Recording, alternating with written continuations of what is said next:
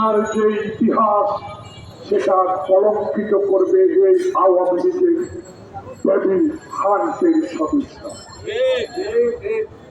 সেদিন যদি সচিবালয়ে রাজনৈতিক দপ্তরেরা থাকতো,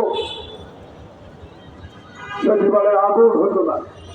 আবার একটি প্রশ্ন জাতি, যিনি আজ তথ্য মন্ত্রণালয়ে উপদেষ্টা দায়িত্বে আছেন, এখন তো হাসানুল হকিরও নাই, এখন তো রাশেদ খান নাই, এখন তো শেখ হাসিনা নাই, এখন তো কালুয়া কাদের ওবায়দুল কাদের নাই, এখন তো হাসান আহমদ নাই। তাহলে কি করে পিটিআরসির মতো একটি প্রতিষ্ঠান, যেখানে মির্জা ফখরুলের বক্তব্য আপনারা স্টপ করে দিতেন, বাতিল করে দিতেন, ডিলে করে দিতেন, সেখানে শেখ হাসিনা 12 বছর ধরে